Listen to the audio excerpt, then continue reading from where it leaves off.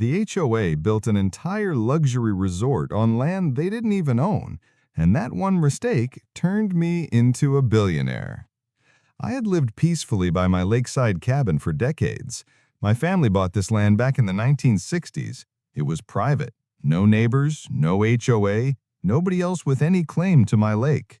But when a new HOA formed a mile away, their president, Karen, suddenly decided my lake belonged to them. First, she emailed me about shared community lake rights. I ignored her. A week later, I found a private dock installed on my shoreline. 2 weeks later, construction trucks rolled in. And 1 month later, an entire resort was sitting on my private lakefront. Luxury cabins, boat rentals, and even a floating restaurant.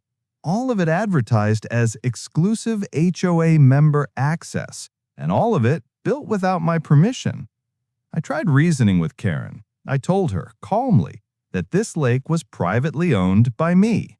But she smirked and said, "Not anymore. File a complaint if you want. We have lawyers."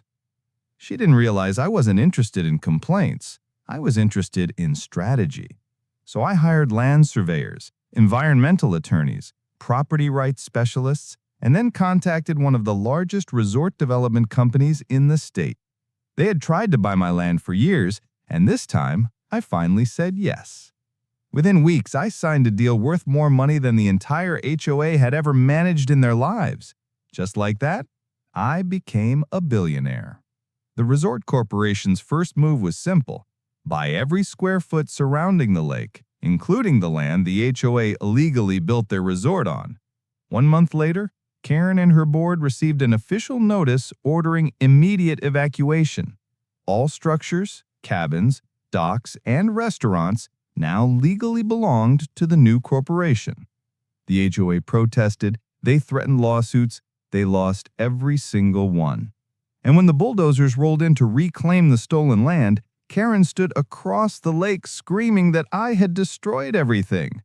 I simply smiled and said, "No, Karen, you build everything, just not on your land." Today, the lake, the resort, the cabins, every inch of shoreline, they're all mine. The HOA is gone, permanently erased from the county records, all because they tried to take what wasn't theirs. In the end, I didn't ruin their dream. I simply bought it. I am Liam, and trust me, the next HOA story is even worse. Subscribe now.